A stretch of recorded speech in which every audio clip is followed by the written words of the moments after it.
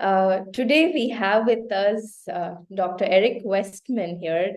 Dr. Eric Westman, welcome to the Metabolic Health Conference. Thank you very much. It's my pleasure to be here. Thank you for having me.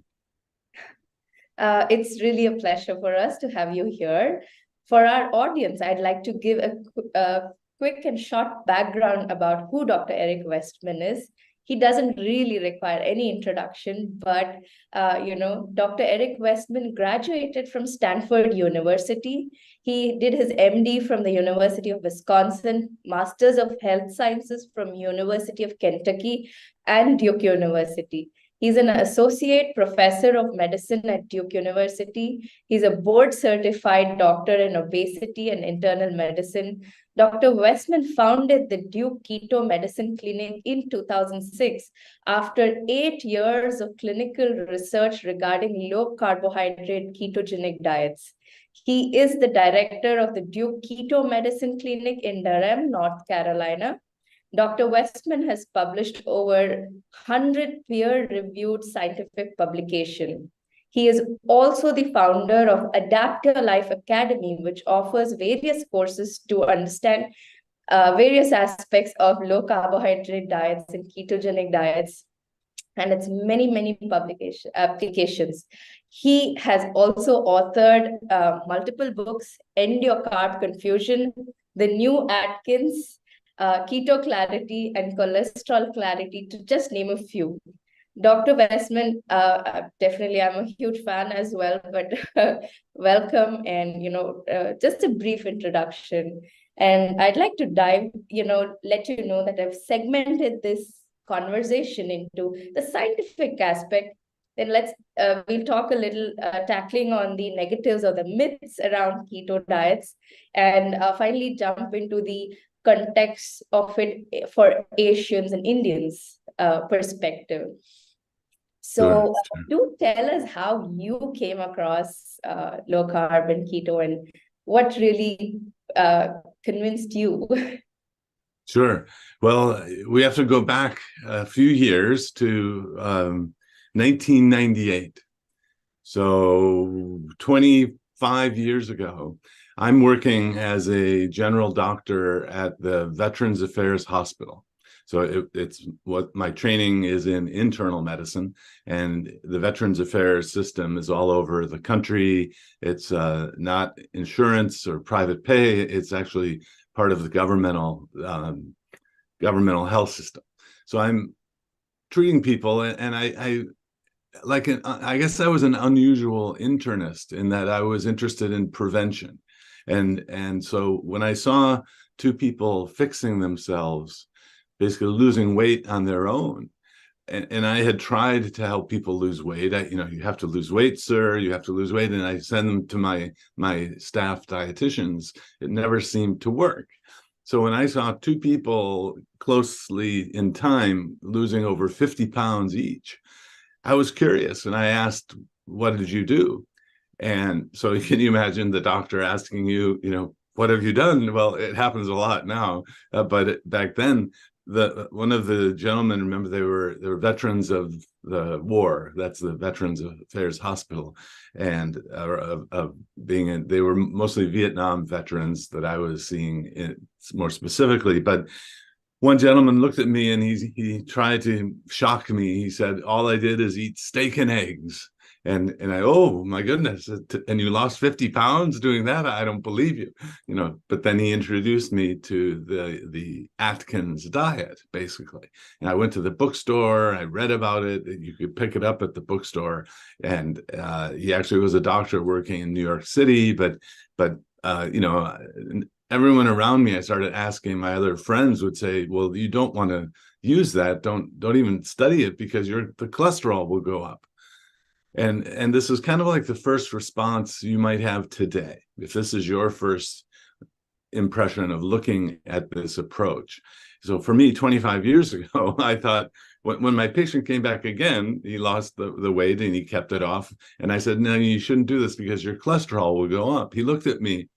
He said, "Why don't you check it?" And I thought, well, why not? It's a hospital where they'll do the blood and they'll draw it and they'll check it. His cholesterol went down. And so two in a row, the cholesterol levels went down in these people. Everyone else said the cholesterol would go up. So I'm thinking that there's a saying that, I smell a rat, or, if lightning strikes once, like it's a rare event, it just struck twice in the same spot. And this is not supposed to happen.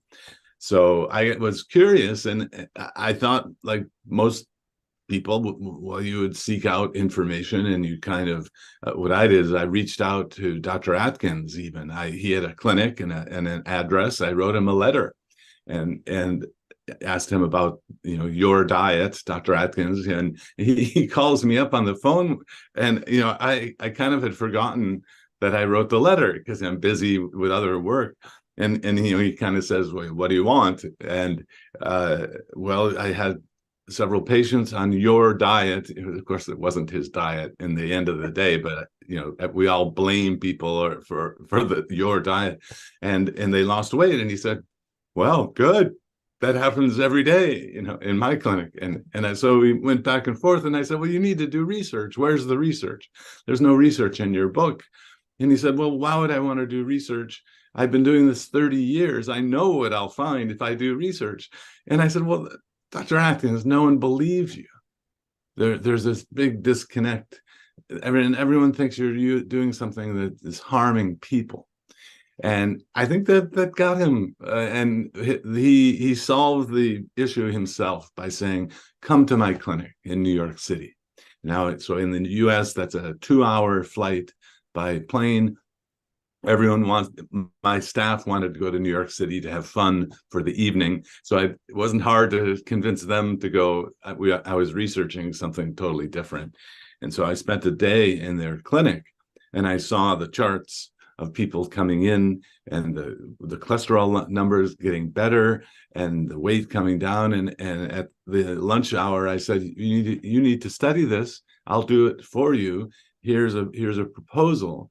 And so they funded us to go back to Duke and Durham, it's a totally separate place, separate entity under a university setting, to do the first study. And so it was published in 2002. The 50 people on the Atkins diet or low carb diet, we didn't call it Atkins in there, although we cited him as funding the study, which caused some ruckus in the review process, because the reviewers said, we're not used to seeing studies funded by doctors. But when I asked Dr. Atkins, he said, nobody else ever asked us to do research.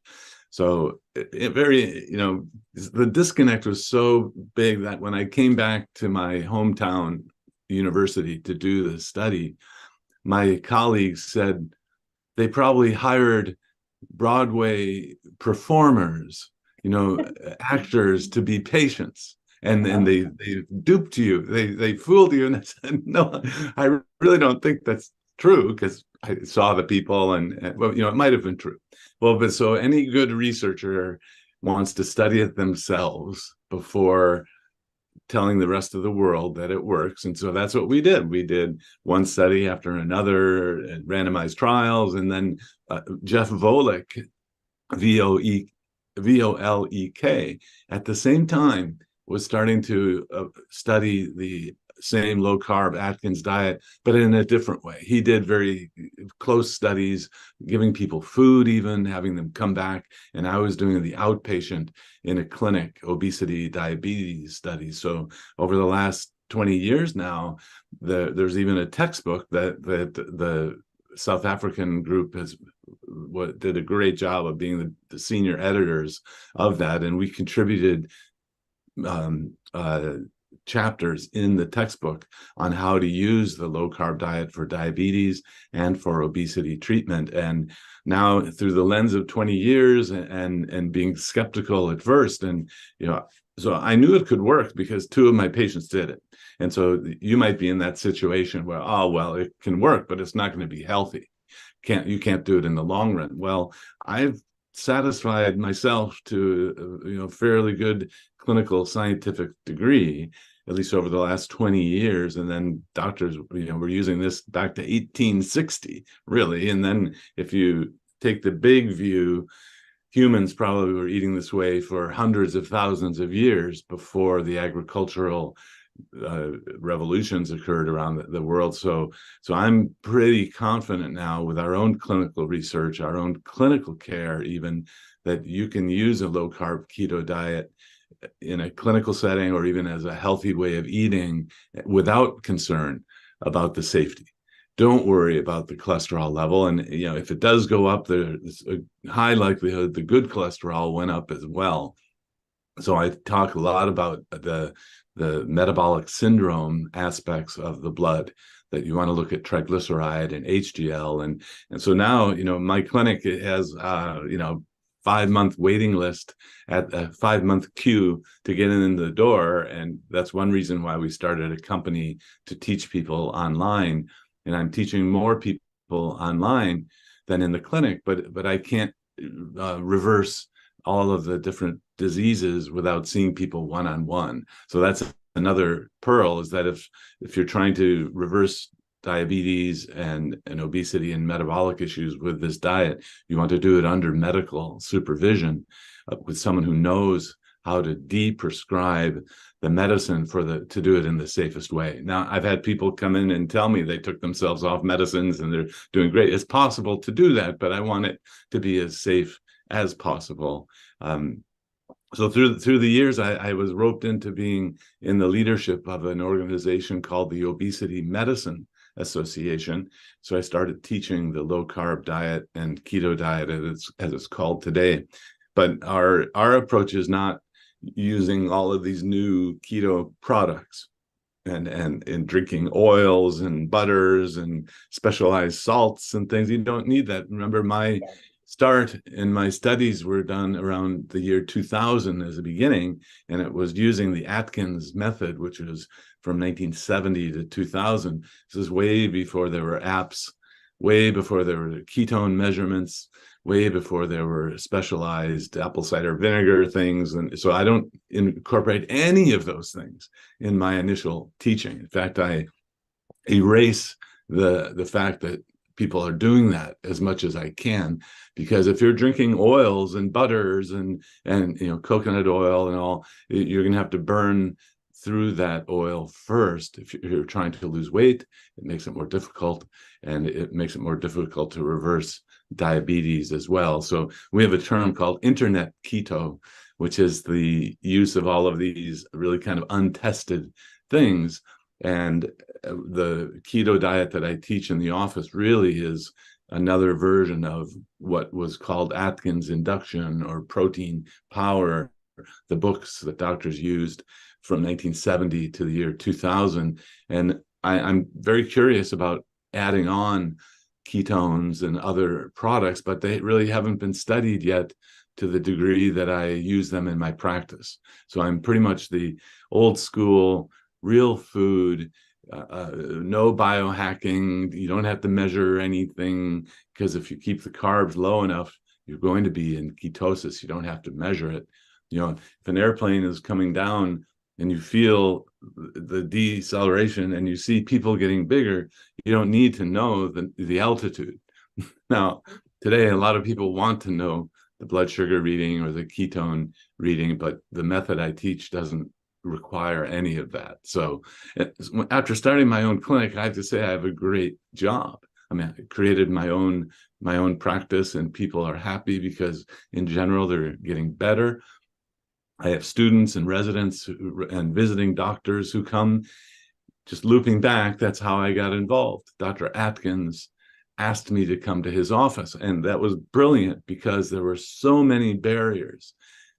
So you may be looking at this and saying, no, that's not possible because of that, because of this. Well, you're welcome. Oh, right. If you can make the trip to my clinic, or maybe we can find a clinic, model clinic in your country where it wouldn't be so far to travel. But I have to say, I have had people travel from around the world to just come to my little office and see what we do.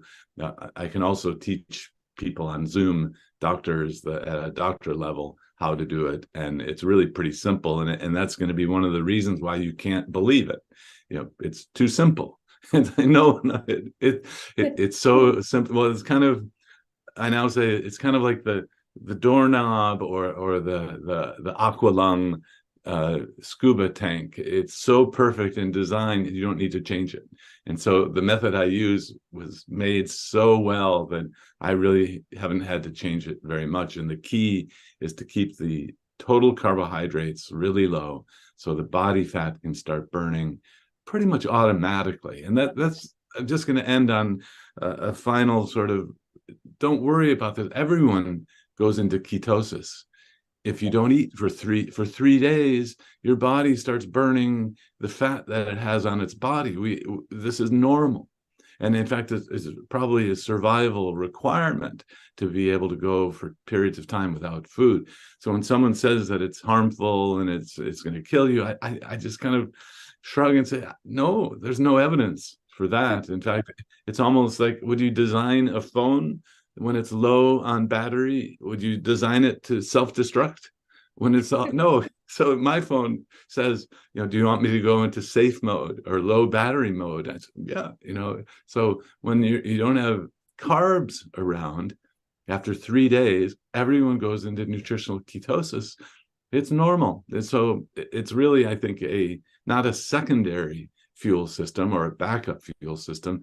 It can be the primary fuel system and actually therapeutic for reversing so many chronic medical conditions that my doctor friends just use medicine to palliate and to manage. And so I'm a fixer. I'm a they have a saying, a DIY, do it yourself. Yeah. So you give me a piece of yard work to do. I'll be out there digging, and I want to fix things.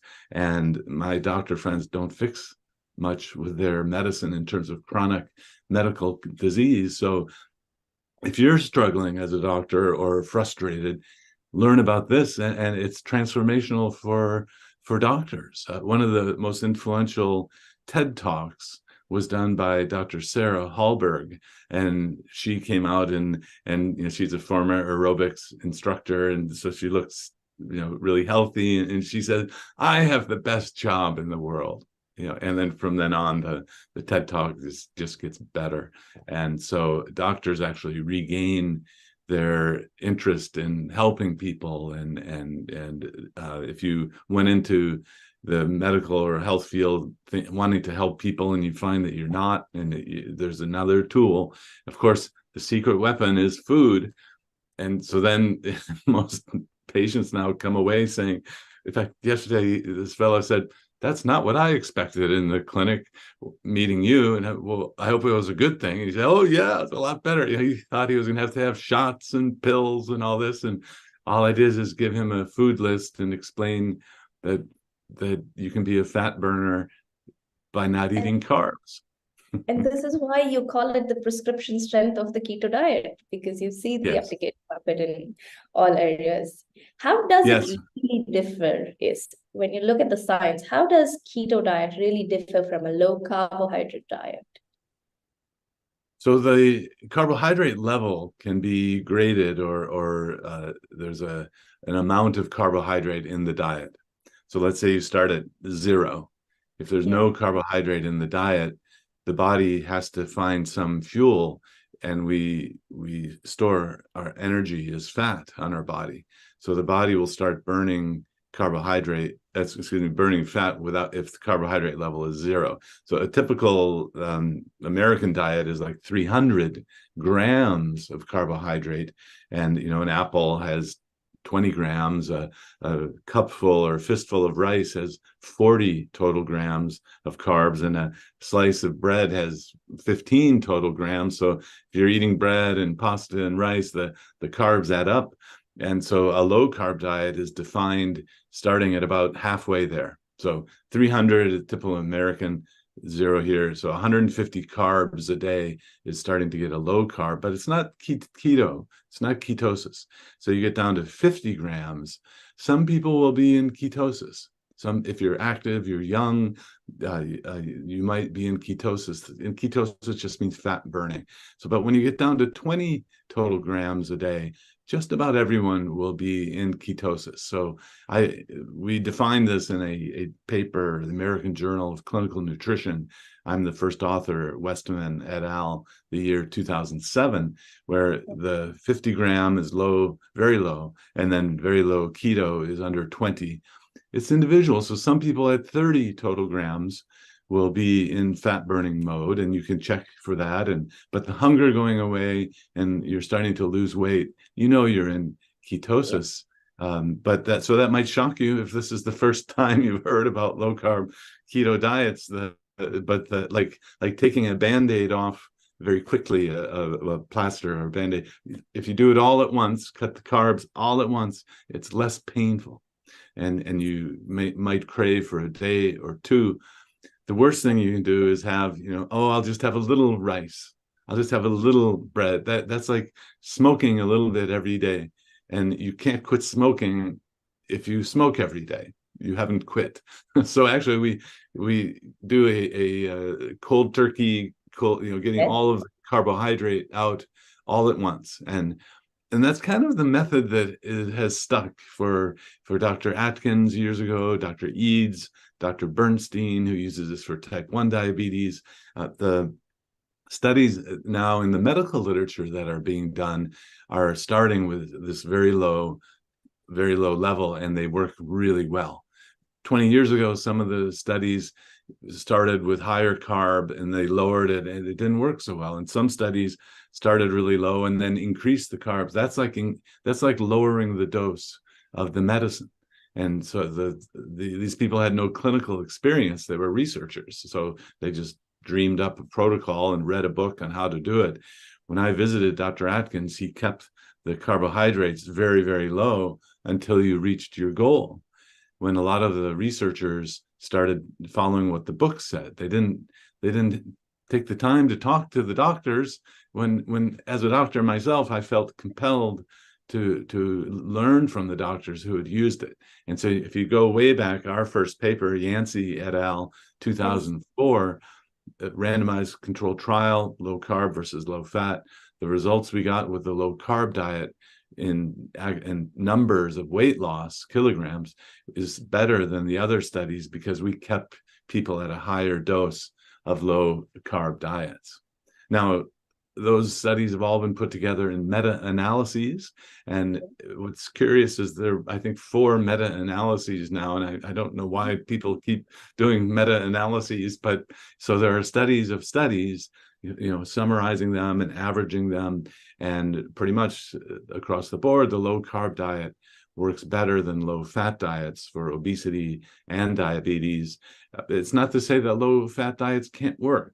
So don't get me wrong, and it's not a competition. We want to find things that work for people, and there are people who can do well on other approaches, but this one, according to the science, is more powerful in the hands of the researchers and in my clinical experience too. So in my practice, people will say, I've tried everything. So you start getting into this practice, don't worry. People will say, I've done everything. Well, they really haven't. But they'll say that, and I did Atkins, and then I'll say, well, you haven't done keto with me, or you say you haven't done Atkins with me, because a very important element is the support and the follow-up. And so the classic story is I did Atkins, I don't know, 15 years ago. Well, that was when our studies were coming out. It actually had a social blip. And then it stopped working. And I'll say, well, did you stop doing the diet? And they'll say, well, yes. And well, because there was no one there to help them stay on it. And so now doing it with a simple system, it's important that the system be simple. When life gets busy, people are not going to want to take time to do your little tweaking. They're going to want the big picture view. And then the support.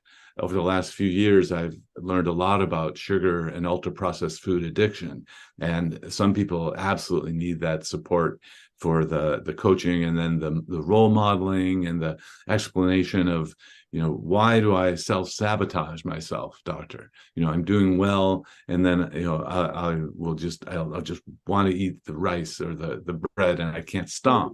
And what's interesting is sugar addiction or ultra processed food isn't just sugar. It's just as likely to be the savory sides of foods, the pasta, the rice, the even fruit. And that causes my fruit, I thought That fruit was healthy. And I'll say it can be healthy, but in the context of a low carb diet, when you're trying to burn your body fat, you're going to have to burn through all that fruit before your body fat's going to start burning. And then people, oh, and then the next question, of course, is, can I never have fruit again? And I say, yes, you can. So there's a weight loss process and there's a weight maintenance process. yes. And so I reassure people at the beginning that it's not forever. We're not going to lock you up. And when you get to this point of reaching your goal, I want to be there to help you understand how to very slowly add back carbohydrates, the ones you really like, and not just the gratuitous Right. munching in front of the television, that this can be erased pretty quickly. But so there's a early process of the teaching, teaching the mechanics of the diet. There's the longer term social, how do you work it in your own life? This doesn't have to be expensive. I have had many people just eat at fast food restaurants like McDonald's and Burger King and Kentucky Fried Chicken. And I don't eat at these places, but this isn't me doing it, right? So I teach the foundation, and people will find their own sources of food, which I guess is another thing you wanted me to address. You don't have to have super clean food. You don't have to search out the avocado oil, which is hard to find in our area, and it's very expensive. You don't have to have the grass-fed beef in our area. It's kind of hard to find, and it's expensive, and it makes it out of reach for so many people. So what I teach is kind of known on the internet as well as prescription strength keto, but then also lazy, dirty keto, not in a bad way. It's in a good way. It means you don't have to spend a whole lot of time doing this, worrying about it. And in fact, if lazy means people are doing the work for you, then that's great. Think of it as a positive thing. And if it's dirty, just means that you don't have to worry about the super clean food all the time. You do the best you can. I don't want you to, really have unhealthy foods, but I don't obsess so much about the internet does in those areas. That brings me to our myth section, and I really want to get I'm a big fan of Westman Reacts, so I'm hoping for a question for Westman Reacts series. And how do you respond, or how do you react to the concerns about the environmental impact of the high-fat animal-based ketogenic diet? Yeah, and that is a common concern, especially among young folks, the youth. They're being trained or indoctrinated in the idea that animals not only contribute to climate change, but a popular element that I hear is that they're unhappy and against the unethical treatment of animals. If you're growing them in cages and feedlots and things, I have to agree that I want to promote changes in the way meat is produced so that it's humane as much as possible. It doesn't bother me. Humans, at least a subset of humans, have always killed animals for sustenance, and I'm very grateful for that. I as a grew up in the Christian church, Christian religion, and I'm very thankful. We pray at meals, and so it doesn't bother me personally, but I know it bothers a lot of people, the ethical treatment, and I hope that changes. The other element of the climate change is more complicated than people are making it. And it's unfortunate that so many people kind of just are almost it's like mind brainwashing into thinking that if I have animal products, it's going to worsen the climate change. There are a couple of movies documentary films that I highly recommend that address this. One is called Sacred Cow, and the other one is called The Biggest Little Farm. The first one has to do with climate change and low carb diets. The second one is just a dramatic story of people who reinvigorated soil with animal dung. With so the topsoil on Earth, when you get into the detail, and I look to Peter Ballerstad as an expert in this area. He gives talks about this. He was talking to me years ago about how actually you need ruminants and you need ruminant agriculture to feed the topsoil of our planet. And so if you just go into plant-based kinds of things, that we're destroying the topsoil. Now, I'm getting a little bit out of my clinical setting. Can you tell? My strength is reversing diabetes, but one of the last talks that I did with Peter is he pointed out that the climate carbon footprint of medical care, of hospitals, of treating diabetes, of the drug development, all that, way outweighs the implicated climate change of food. So that if you could reduce diabetes by changing the food, you would reduce the carbon footprint by people not having to have hospitalizations and buying drugs, and the drugs are being developed and things like that. So that was an interesting kind of twist on it that I hadn't heard before, because we're not just talking about eating meat, we're talking about reversing and preventing disease and human suffering. So I think there are a lot of ways to be healthy, and you can actually use low carbohydrate principles within a vegetarian context, so that you just don't want to have a lot of the sugary things. You want to stick to the vegetables and the combinations of vegetables that will give you total protein. So I'm not. I will do a Reacts soon. Thank you for talking about my Adapt Your Life YouTube channel, and I'm proud to have gotten a play button on the wall. But I'm responding. I'm kind of protecting the keto space now. So if someone is just saying blatantly false things about keto, and there are a lot of people that do, I'm reacting and trying to give a scientific response, which means you have to prove that it's harmful. You can't just say it. But there's no one out there. There's no company protecting the word or protecting it. If you said a drug was bad, the company's going to come after you and tell you that you can't say that, right? So anyway, I'm glad you're watching that. I've had a pretty good response so far. I'm new to the idea of YouTube, and once I got comfortable talking in front of 1,000 people. We don't do that anymore because of maybe that'll start up again. What about any incidences of fatalities due to prolonged keto lifestyle? How do you react to that?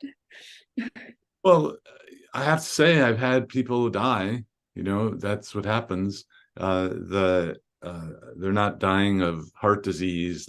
That was the first prediction, that everyone would get heart disease. I mean, even within her first study was 6 months long. And one of the people, well, you might give them a heart attack. Well, I don't think so. I talked to these other doctors, and I believe these other doctors. And so people do get old or have other issues that go on, infections, and until a clinical group has a cohort, I still would hold out that there needs to be a combined analysis with other groups who are actually following a low carb diet at a low carb level. The studies of people going into databases, and there's a UK database and there's a US that all over, and they pull out people who say they're doing keto or even have under like 30% carbohydrates. They're all being lumped together, and then the analysis for disease and longevity includes people who really aren't eating a very low carbohydrate or keto diet. So those analyses are fraught with problems. And I don't think that well, at the time point we're at, I don't see changes that look like things are going down. I mean, so that's another. If you're looking at something and you're going and everything looks good, one day it's just not going to change, right? So what we're doing, and what I do for the atherosclerosis question, the atherosclerosis, of course, is the process that leads to narrowing of the arteries. It could cause a heart attack or a stroke. Is I have people measure those arteries directly, so that if someone's worried about being on a keto diet, even if they have a high LDL level, we have the good fortune to have resources there's a company that goes around to measure your ultrasound of your neck and your belly, the aorta, and I have people measure those things as a protection against the idea that this is safe forever, because we don't know. And I'm honest about that, and without any comparative studies, people who say their diet is best and makes people live longer, they don't know either. Having studies or books like the Blue Zone or the China study, which was just an observational study, these really don't tell you, like an experimental trial can, that people are living longer. It's people want to believe that. They read the books and the studies and pull out the information that supports their preconceived notion, I'm afraid. The animal studies that on my channel I downplay, don't look at them, but there are a couple animal studies of mice on keto, and one of them found that the mice lived 10% longer. And so if a human could live 10% longer, that's 10 years. That's a big deal. But then that I'm very cautious, and you can't take the animal work and extrapolate it to humans.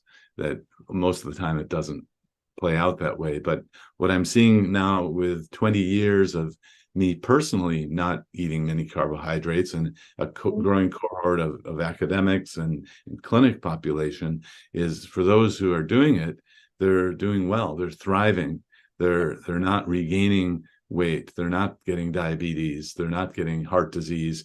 But for me to be able to, as a policy, say you're not going to get heart disease, you'll live longer, we don't have those studies yet. I can't say that yet. Dr. Westman, just digging a bit onto one of the points that you mentioned regarding LDL, and we have Dr. Don Akopra, who is also a speaker in this conference, asking us a question. So I thought, let me pick that question from the audience. It Sure. says, he asks, is there still a role for statin among your patients with elevated LDL? Well, so that's a great question, and I get that question almost every day in my office, in my clinic at Duke University, where I work.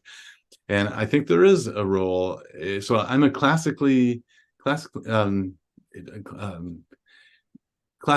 I don't know if that's the right word, medical internist, who I was taught to believe that statins were great for everyone, and that you just give insulin for diabetes, and I don't do the insulin for diabetes anymore. That you want to take people off the insulin. For type 2 diabetes, the insulin's already elevated in the blood. But getting back to the cholesterol, the more I look into the cholesterol as a mechanism and as a implication, the cause of cholesterol on the arteries is more complicated than just the LDL. So I've fallen out of the belief that it's just LDL. But if you use a medicine like statins or that lower the LDL, they also do other things. And so there are pleiotropic effects of statin drugs, the anti-inflammatory aspects of it, that in good studies, although they had to be large studies to find small effects, what you want is a study that's so small you don't need many because the effect is so big. But the mainstream, I would be way out of sync with my medical mainstream if I said that statins had no role. So I think as secondary prevention, if you have had a heart attack or a stroke, I think there is pretty good evidence. If you're a carb eater, remember, under that umbrella, because I'm treating now people who don't eat carbs, and that has an anti-inflammatory effect of itself. So I think of the low-carb diet as a anti-inflammatory drug, so to speak. It has an anti-inflammatory effect. Whether adding a statin will improve that anti-inflammation, I think it might. And so I just explain to my patients that here's the risk, the benefit. There's actually a website that the Mayo Clinic put up to help you make a decision about statin use. And so I'll pull that up and go through, here's the benefit you'll get. And I try to make the informed decision by the patient. Now, most patients will then just look at me and say, well, what would you do? You know, I try to explain, but so I'm still believing that, you know, if you don't have any side effects from statins, that's another sidebar, that yeah, if you've had heart disease or stroke, there's probably a role to stay on the statins. And yet I don't think that the driving LDL down to 0 is a good idea. My colleagues in cardiology tell me that. They say, well, we want to get the LDL down, and 30 is one level. LDL plays a role in human nutrition that most doctors and most cardiologists have never been taught.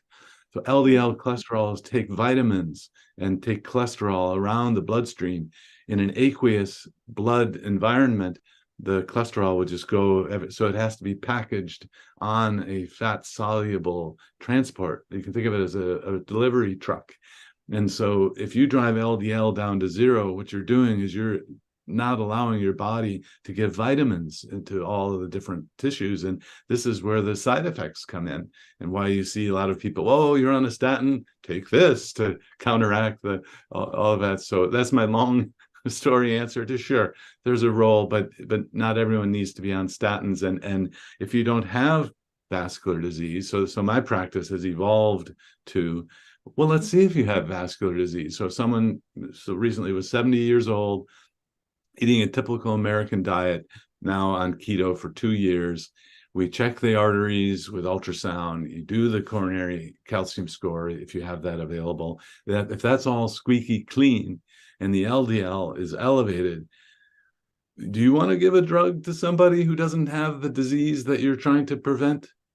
Do you want to give chemotherapy and radiation therapy to someone who doesn't have cancer? This makes no sense. So we can personalize, and it's almost like these tests then you go and it gets you out of the blanket treatment of statins for everybody, because our guidelines generally in the big health systems would give you a statin if the LDL was up. So I'm way past those guidelines in my clinical practice. And, you know, guidelines are they're always reactive. They're always going to be a little bit behind the times. Think of it that way.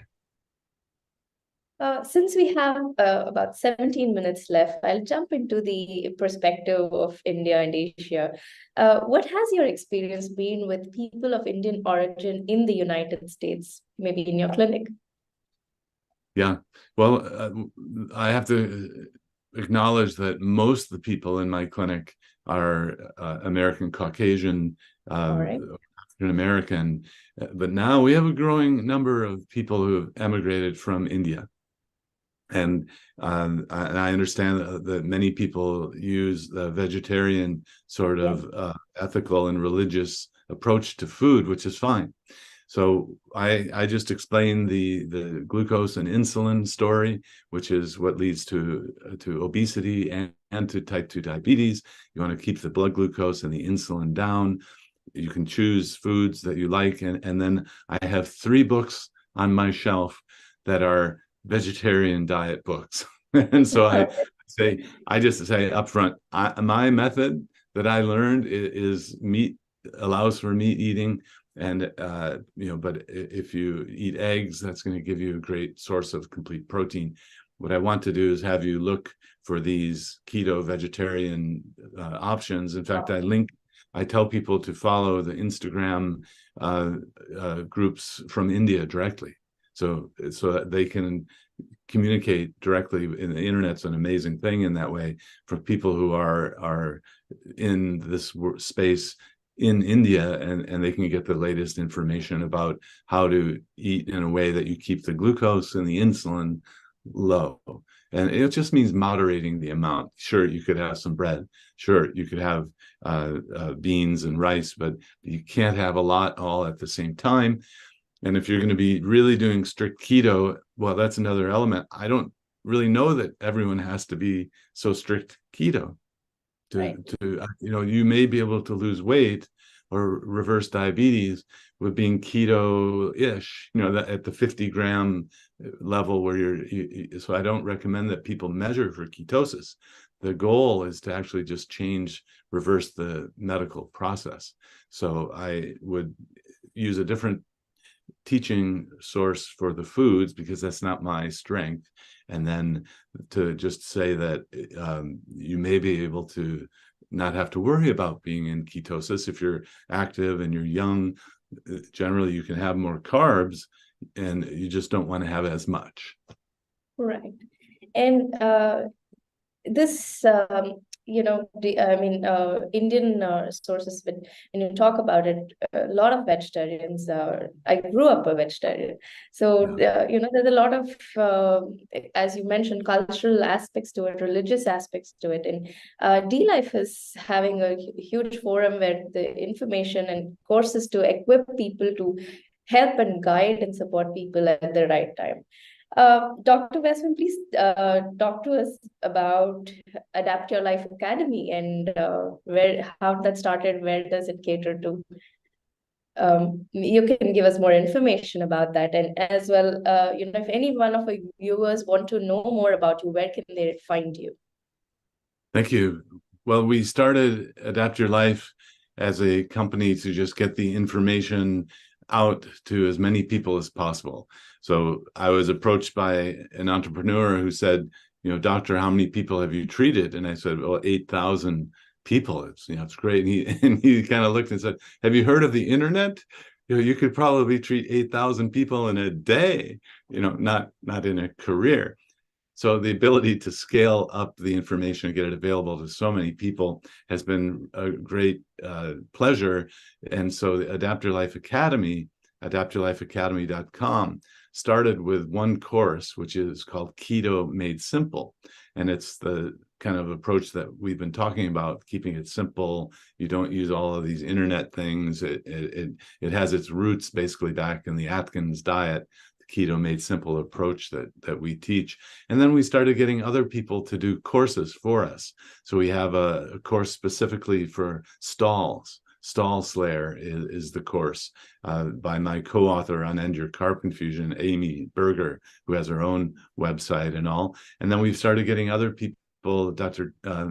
Eads, they're making a protein course for us. So we're going to be launching that next year. I have a course on type 2 diabetes that we just filmed this year. And so the platform is on the internet. You get access anytime you want.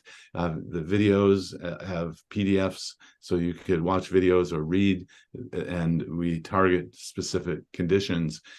We've taught, again, I teach more people now online than I do in my office. Of course, they're not as sick, but it's really been gratifying to see that. So adaptyourlifeacademy.com. I do have a website called ericwestmanmd.com, ericwestmanmd.com, and there it directs you to either a page, we call it page 4, because it was the 4th page of the handout and it kind of got out there on the internet, page 4, or it directs you to a book, the End Your Carb Confusion, and now there's an End Your Carb Confusion cookbook.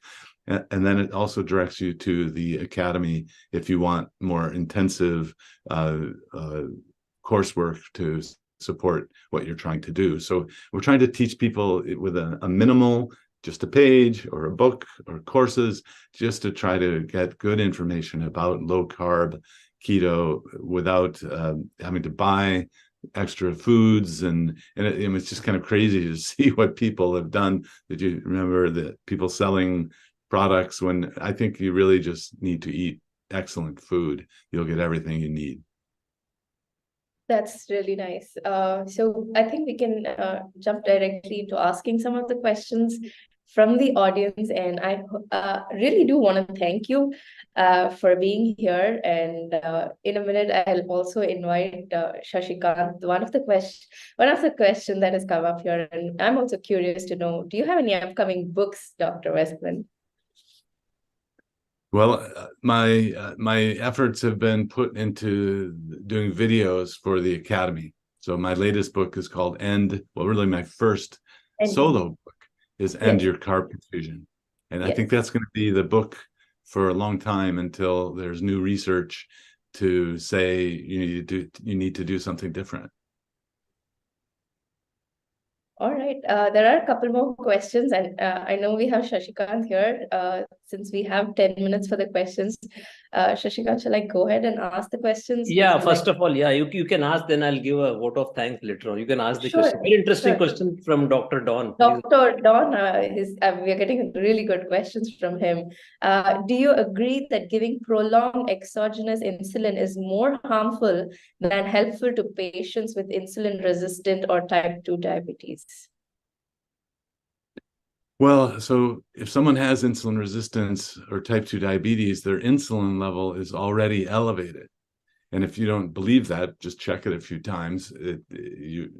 I don't check insulin levels because I just know that's the pathophysiology. So it really makes no sense to add in more insulin when the insulin level's already high. So in our area, my endocrinology colleagues have shifted over toward medicines that don't cause weight gain, like insulin.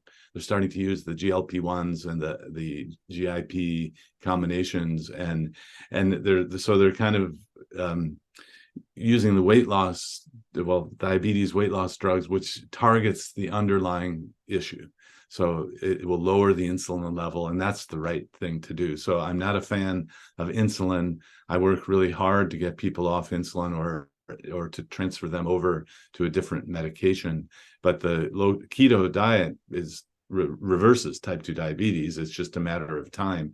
And the Hallberg paper with the Virta Health company behind it is the best clinical trial evidence of reversal of type 2 diabetes with a keto diet.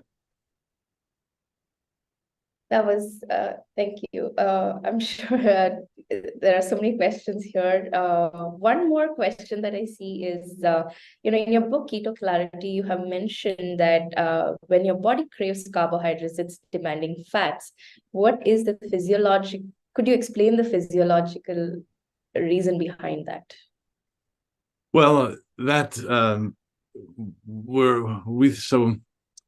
we don't really need carbohydrates. It's not an essential nutrient. That's a language from biology and biochemistry and nutrition. We need amino acids and proteins. We need fatty acids. And so I think part of that is trying to persuade people to not fall into a craving for the carbohydrate, because that's just going to perpetuate the craving for the carbohydrate again and again. The worst thing you can do if you're trying to quit smoking is to have a cigarette to relieve your craving for the cigarette, because you're just going to keep smoking. So actually, I don't know the exact mechanism for that. I think we're using that as a persuasive tool, that you may crave something, but you're really wanting something that your body really needs. All right. And the last question, and then we can have Shashikant back here. Is ketogenic diet suitable for everyone? Are there any side effects?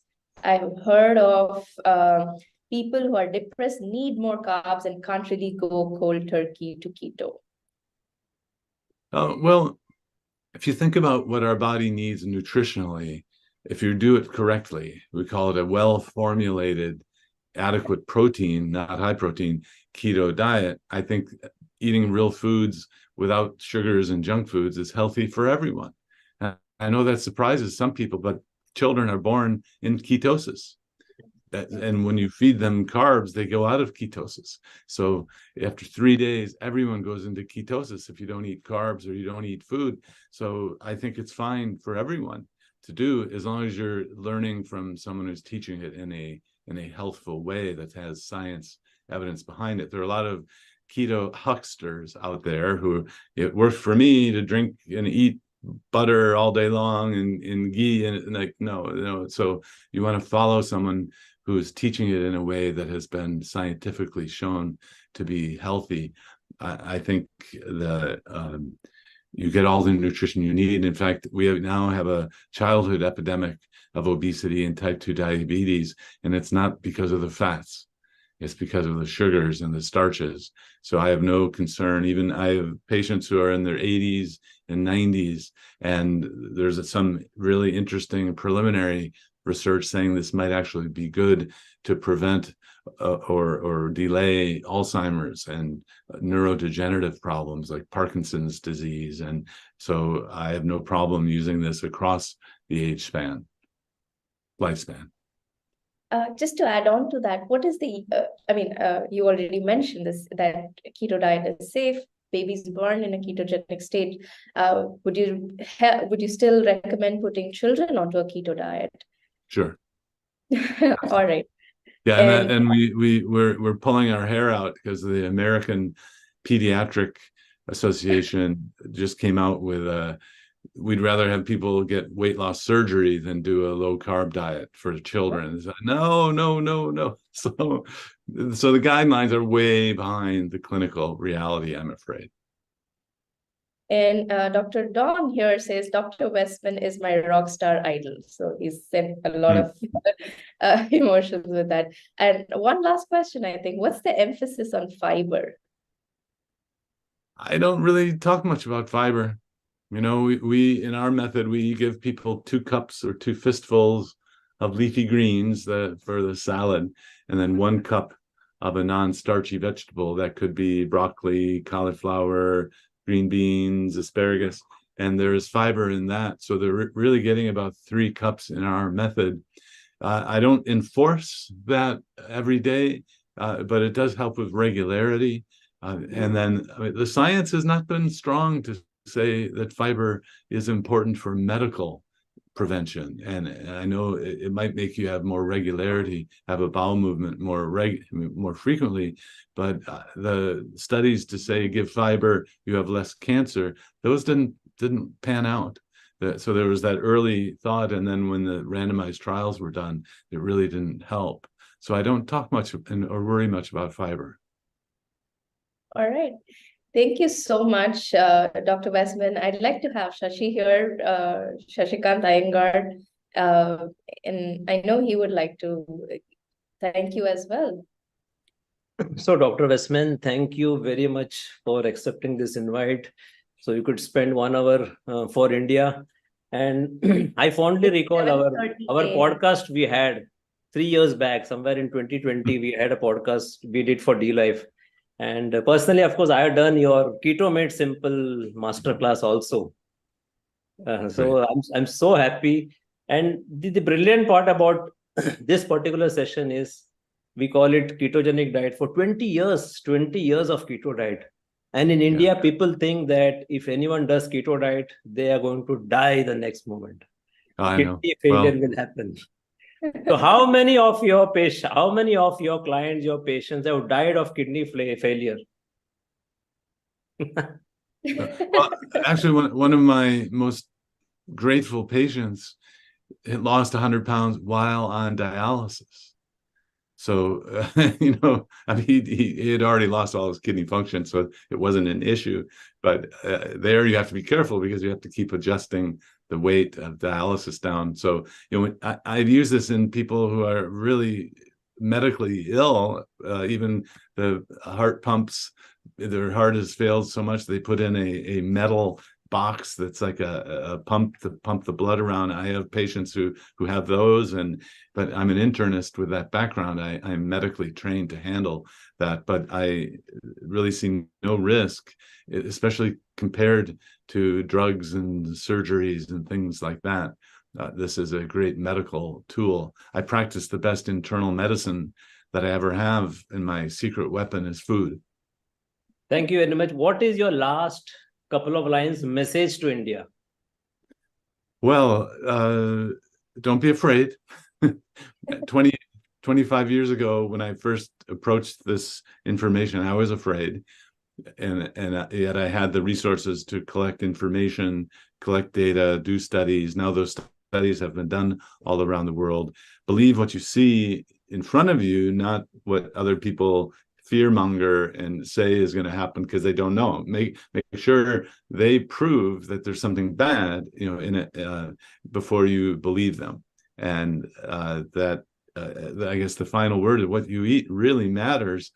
And don't go down the path of sugary junk foods. It's not. Most people can't handle it. Some people can. That makes it confusing. But it's the sugar and the starches that get digested to sugar and the foods that are made so you can't stop eating them. That's the problem. It's not you. So it's not the patient. It's not your client. It's the food that's made that makes it impossible to resist. Once you get out of that, it's much easier. And keep it up. I'm so thrilled to hear that you're still at it. And once you get the bug, this is like a mission, isn't it? Thank you, Dr. Westman. Thank you very much, and namaste from India. Thank you. You're very welcome.